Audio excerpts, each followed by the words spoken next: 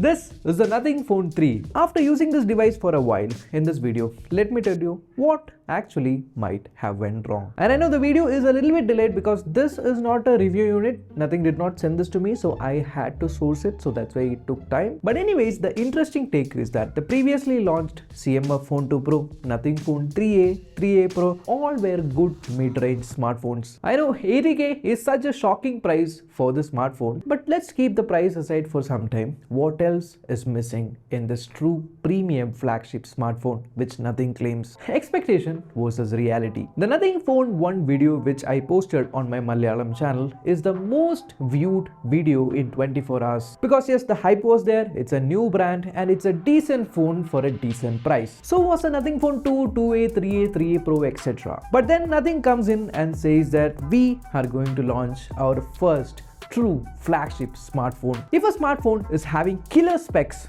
killer features and at a premium price, that is something called a flagship smartphone. But when you have a decent specs for a killer price, then that is called a flagship killer. But if a smartphone is having decent specs but a very premium price, that might raise some eyebrows. Because what a consumer expects for an 80k premium flagship smartphone is kind of missing in this. Now, why did I tell to keep 8s Gen 4 aside is because India is a very tricky market. Because if a smartphone launches for a certain price with a certain processor, and if the same processor comes in a different smartphone with a little bit higher, say 5,000 rupees extra, then that new smartphone becomes overpriced. I'll get to that. But if you look at an 80,000 rupees flagship smartphone, this one still has an optical fingerprint scanner. And that too, it's placed so low that my finger could not reach, typical like a mid-range smartphone. A true flagship smartphone for this price would come with an ultrasonic fingerprint scanner, and which is decently well positioned. Ultrasonic fingerprint scanners are way fast, way secure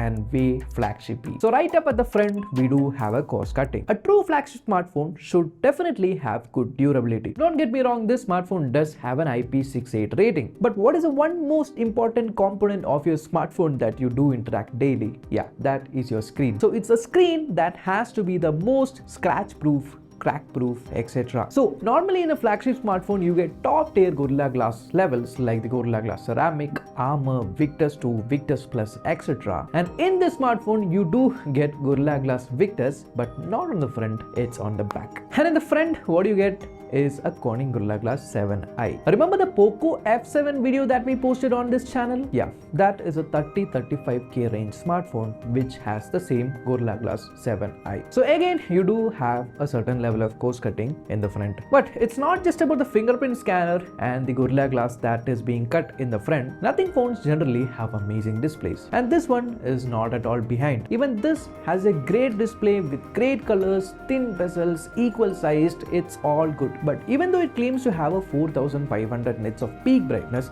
the only place where I felt this is lacking behind compared to a true flagship is the outdoor brightness. So if you compare it with a smartphone that is launched a year back, say like the Samsung Galaxy S24 Plus, that one does have a better bright display compared to this one. Plus, if you know this, flagship smartphones have something called the LTPO display. This is basically just switching your refresh rate from say 1 Hz to a maximum of 120 Hz just to save the battery and give a more optimized smoothness. But this smartphone is having an LTPS display, which is a generation behind the LTPO display. But what LTPS does is it too does switch between refresh rates, but it doesn't go till 1 Hz. It is like it goes till 60 Hz, 90 Hz, 120 Hz in steps, which is not something that we find common in a 2025 flagship smartphone. So again, there is a cost cutting, so people's expectation of a flagship just went away. But coming to the chipset inside, the Snapdragon 8s Gen 4. This is a decent chipset with around 1.9 million Antutu score. But what Nothing has to say is that compared to other big brands who provide flagship smartphones,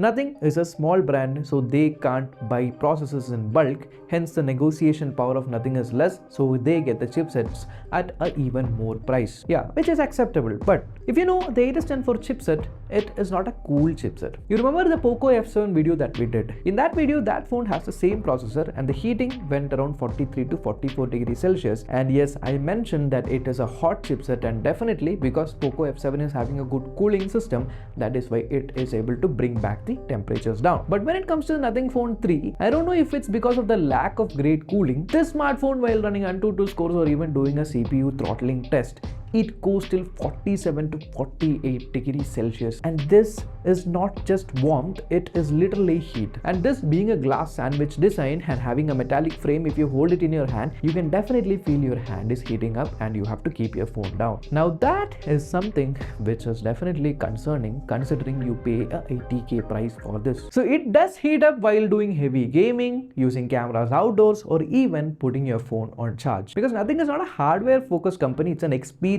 focused company, and heating in a smartphone is not a good experience. I expected that this could be fixed by a software update. I even did the latest update that this phone gets, but still this issue persists. Apart from heating, what I felt is good in this smartphone is definitely the camera. Nothing phone cameras does never disappoint us, and this one is also not an exception.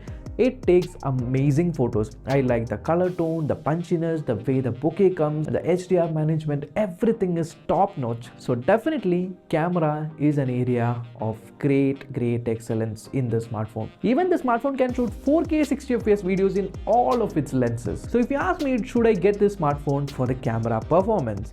Definitely I would say yeah, the camera is not at all bad.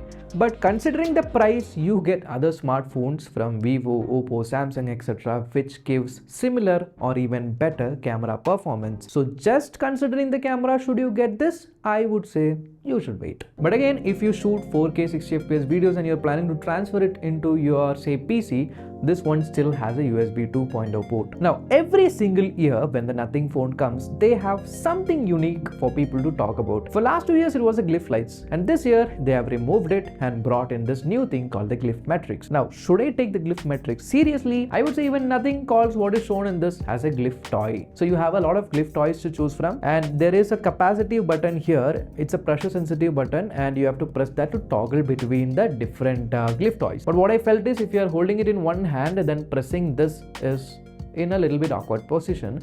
So I usually put my two hands and then give a little bit, not a little bit, a much pressure to change the glyph toys. And normally Nothing does this not just for functionality, but also for marketing and people to talk about. Now people have a lot of things to talk about. Say the weird design, the misaligned cameras. I don't know, design is subjective, so I can't comment on that. Along with that, you have the removal of glyph lights, you have the addition of glyph metrics, and there seems to be a lot of cost cutting going on, which means this smartphone will be affordable, is where things went wrong. Nothing Phone 1 came around 25k, Nothing Phone 2 came around 35k, so they expected the Nothing Phone 3 to be around 45 to 50k, and this one went till the 80k mark. So there is a lot of negative talks going on only because this smartphone, if you compare the hardware, everything, the best pricing would be around 44 to 45,000 rupees, which recently I saw in Flipkart came for the same price, and I was shocked. Little did I realize that this is not the original price, but this is the price that you get after exchanging your Nothing Phone 2 along with some bank discounts. So is the Nothing Phone 2 good? Would you suggest the smartphone? I would say wait. Just wait for the initial hype to come down.